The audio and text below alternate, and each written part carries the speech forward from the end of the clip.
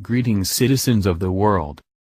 Although he's praised the ungrateful, elitist, rich NBA ball tossers for their unpatriotic stance on social issues and their community work, pandering NBA Commissioner Adam Silver said he expects players to stand for the national anthem when preseason and regular season games begin. Silver during a press conference clearly stated that it's always been an opportunity in arenas for both teams to come together and have a moment of reflection. For the non-American players, it's not a moment of patriotism for the United States, but it's about respect. It's about respect for the country they play in. It's about respect for the principles that underlie this country. It doesn't necessarily mean that everyone agrees at any given point with what's happening in their country. These non-American ball tossers should stand even higher than the rest because in their native soil, they would probably be picking up trash in the streets for a living while playing a few pickup games on Sundays if they were lucky. The NBA is full of thugs, and here's the rap sheet to prove it. The Gilbert Arenas situation has made it clear as day, the NBA has a problem. The league is full of thugs, to quote Forbes editor Michael Kozanian. San Francisco Examiner writer Bob France recently wrote that the NBA's overly ink-stained players look like a bunch of gangbangers playing in the recreation yard at Pelican Bay, following that up by saying that Arenas and teammate Javaris Crittenden had validated his opinion. France, a league filled with guys that look like thugs is bound to be filled with guys that act like thugs, Examiner.com, January 4, 2010. And they're absolutely right. Just take a look at the league's rap sheet. An NBA player was just released from prison after being involved in a murder-for-hire plot involving his agent. There's an NBA player currently serving a 14-year prison sentence for attempted murder, and another player serving a sentence for conspiring to murder his pregnant girlfriend. There are fights in NBA games on an almost nightly basis, including one during the league's outdoor game earlier this season, its showcase event. Several years ago, an NBA player grabbed an elderly assistant coach by the head and shoved him to the ground during a melee in the conference finals. 5 years ago, an NBA player threw a chair into the stands and broke a woman's nose, just months after another player sucker punched an opponent, breaking his neck. NBA players are unquestionably prone to violence. One player demonstrated to ESPN's Outside the Lines how he would handle someone who would attempt to mug him. If someone's right here, and he's like, "Give me your wallet," and he's got a knife.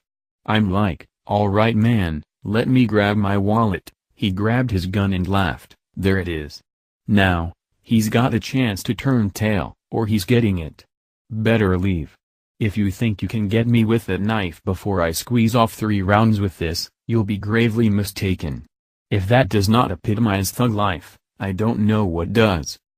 An NBA player was arrested for domestic battery last year, less than a year after his brother, a fellow NBA player, was sued for allegedly beating his pregnant girlfriend.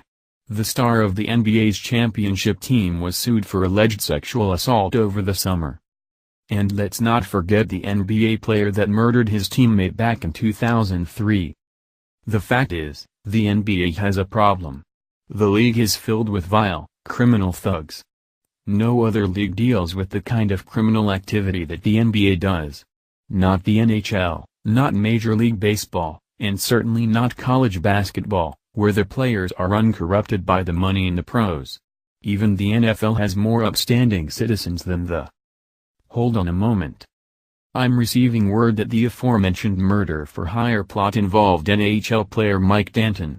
And that the person serving a 14-year prison sentence for attempted murder is former MLB player, and member of the '03 world champion Marlins, Ugueth Urbina. And the person in jail for the murder of his pregnant girlfriend is the NFL's Ray Caruth. Also, I've been informed that the NBA has not had a brawl since 2006. To the best of my understanding, those nightly brawls I referenced earlier took place in the National Hockey League and Major League Baseball. Again, I apologize, but who could blame me? It's not like you hear about fights in those leagues. Furthermore, the outdoor game fight took place during the NHL's Winter Classic. The player who shoved the elderly assistant to the ground was MLB player Pedro Martinez. The player who threw a chair in the stands was MLB player Frank Francisco, and the player who broke an opponent's neck during a fight was the NHL's Todd Bertuzzi.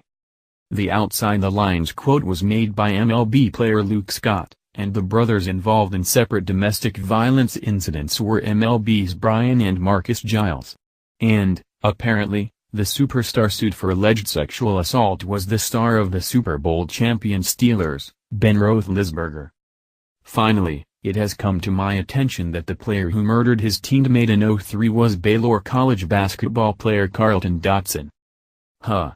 Boy, it's a good thing none of those other sports have image problems. Or those incidents would really have stuck. Okay, so the other leagues have their issues. But those are isolated incidents.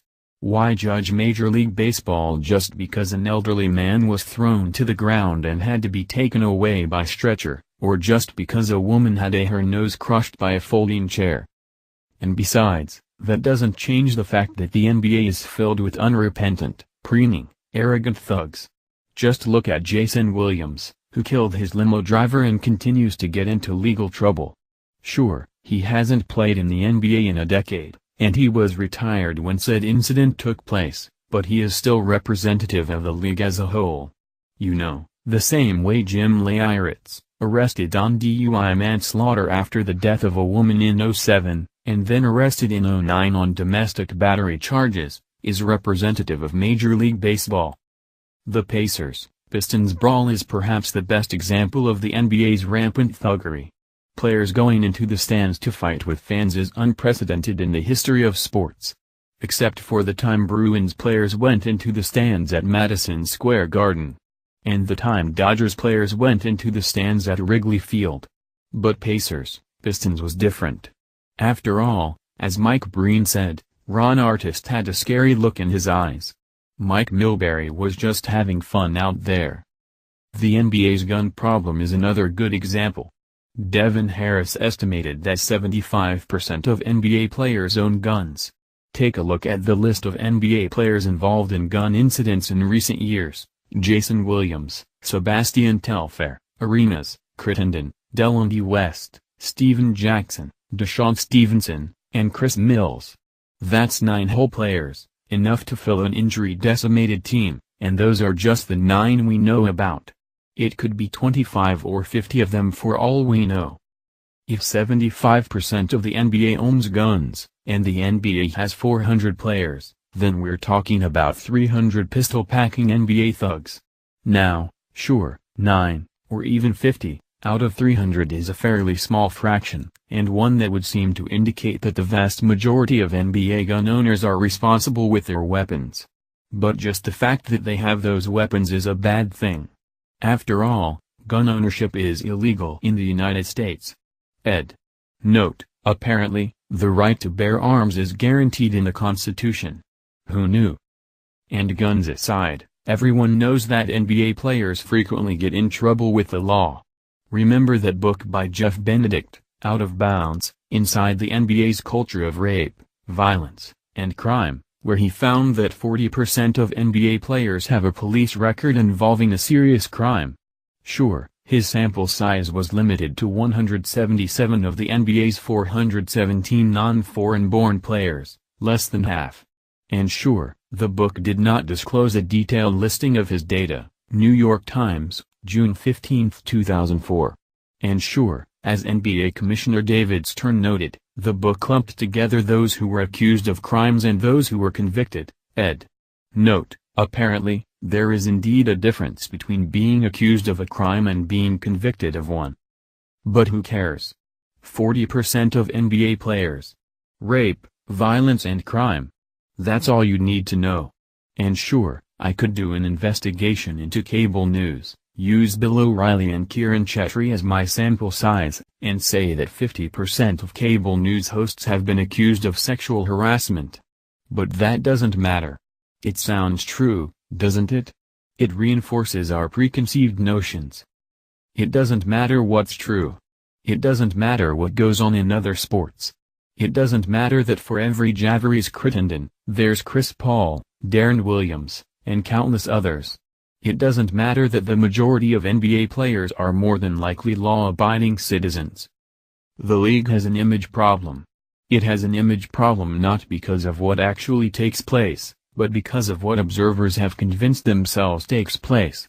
It has an image problem because every incident becomes part of a trend. It has an image problem because the league's first player-related scandal in 3 years has also resulted in its only mentions on cable news shows in 3 years. With that in mind, I, for one, will join my sports writing colleagues, from Terrence Moore and Michael K. Ozanian to Gary Thorne and Jason Whitlock before them, in continuing to judge the league and its players based on stereotypes and innuendo. The NBA is full of thugs, and I think I speak for those aforementioned individuals when I say there's nothing you can say to make me think otherwise. NBA rules do state that players, coaches, and trainers are to stand and line up in a dignified posture along the sidelines or on the foul line during the playing of the national anthem, but there is no mention whatsoever of putting your hand on your heart. Who would have thought just 2 short years ago that the millionaire ball tossers would suddenly start hating the nation they play for, the one that gives them their millions? Now, this is where Silver got it awfully wrong. He added later in the press conference that he was okay with players standing while locking arms.